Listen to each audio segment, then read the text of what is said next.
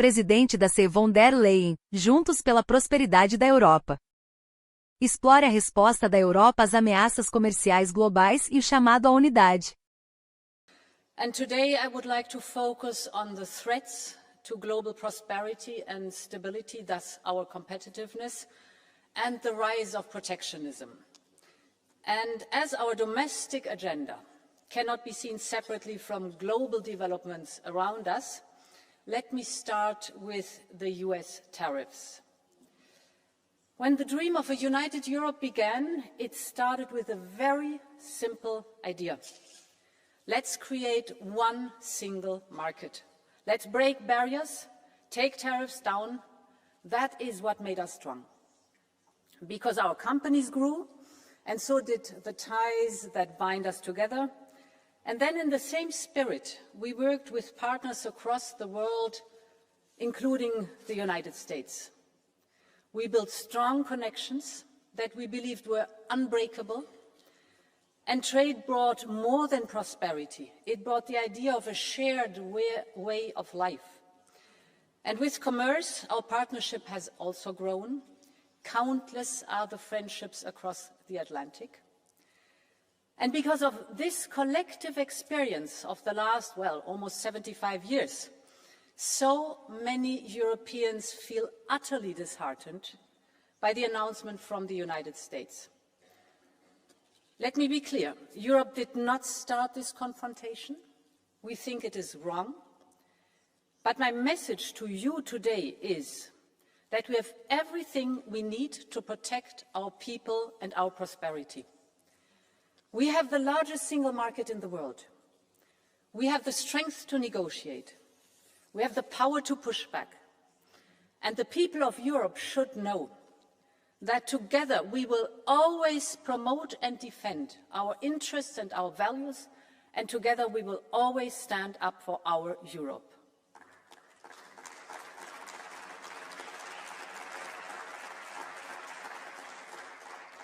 So far, the US administration has announced a 25% increase of tariffs on imports of steel and aluminium, cars and car parts. The next sectors facing tariffs will be semiconductors, pharmaceuticals and timber. And tomorrow we expect another announcement with so-called reciprocal tariffs that will immediately apply to almost all goods and many countries in the world.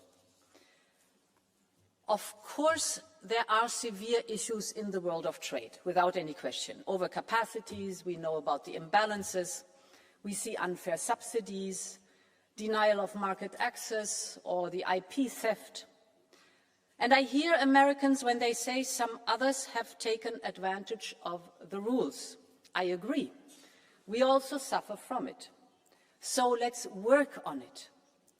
But tariffs across the board make things worse, not better. Tariffs are taxes that will be paid by the people. Tariffs are taxes for the Americans on their groceries and their medication. Tariffs will just fuel inflation, exactly the opposite of what we wanted to achieve. American factories will pay more for components that are produced in Europe. This will cost jobs.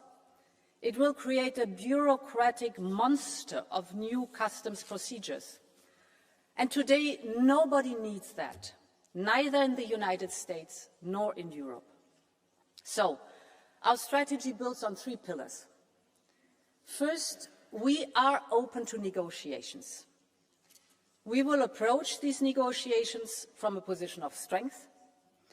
Europe holds a lot of cards, from trade to technology to the size of our market. But this strength is also built on our readiness to take firm countermeasures if necessary. All instruments are on the table. Second, we will keep diversifying our trade with other partners. You mentioned it, Antonio. Our hallmark is not only that we are the biggest market in the world, but that we are reliable and predictable. We honor our commitments. And that is exactly what our partners are looking for today. And my third point, we will double down on our single market. The single market is the cornerstone of European integration and values. It's our powerful catalyst for growth, for prosperity, for solidarity.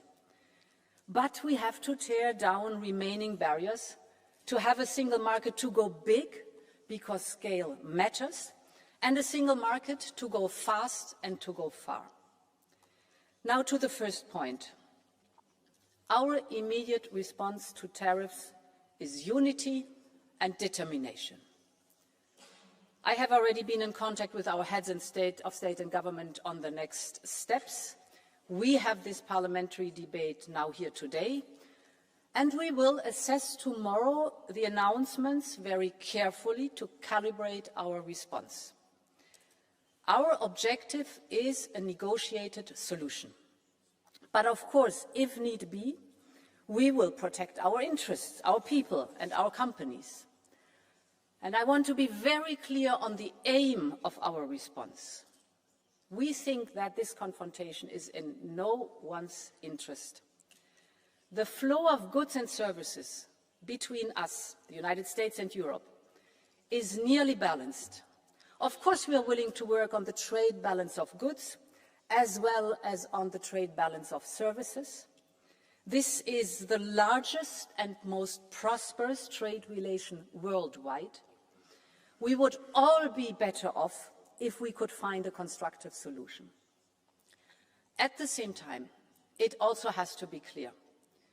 Europe has not started this confrontation. We do not necessarily want to retaliate, but if it is necessary, we have a strong plan to retaliate, and we will use it.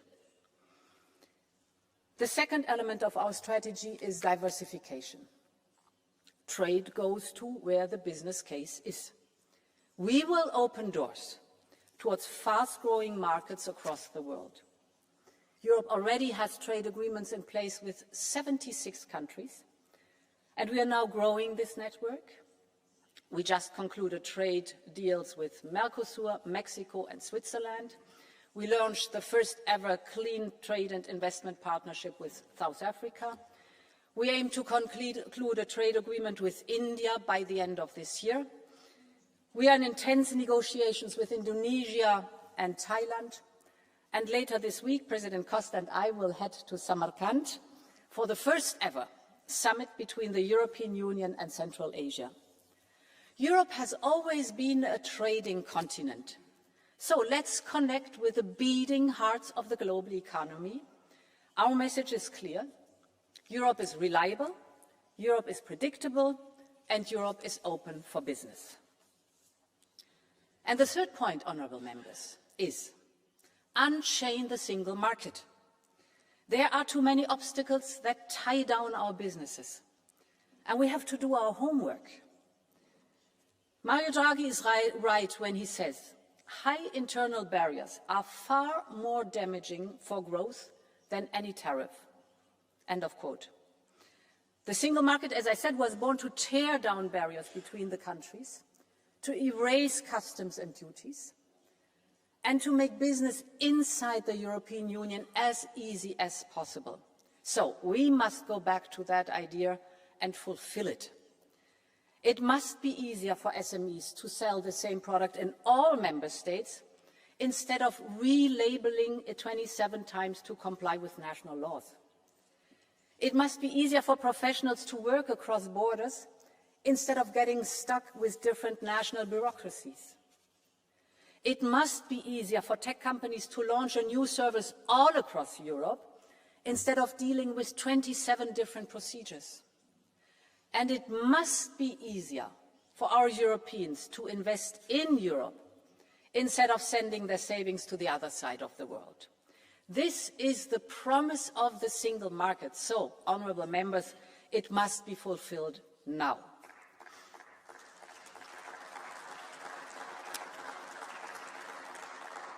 I know, honourable members, that the European Parliament has always worked hard to complete the single market.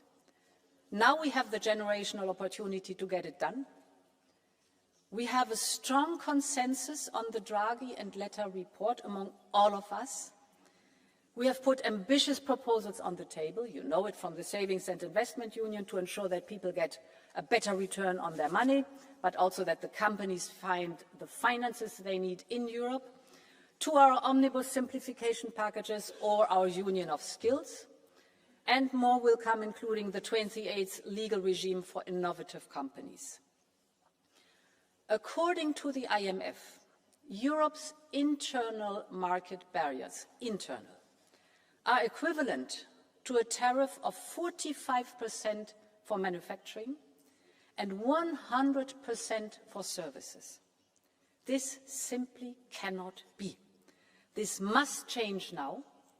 This is why I have tasked EVP Séjourné to come up with concrete and bold proposals next month to remove most of these barriers and prevent new ones. These reforms are long overdue, and now they have become more urgent than ever. We all know, in a stormy global economy, the single market is our safe harbor. It's now 30 years since Jacques Delors laid its first stone, so it's time to finish the job. Thank you very much, and long live Europe. Thank you very much, President von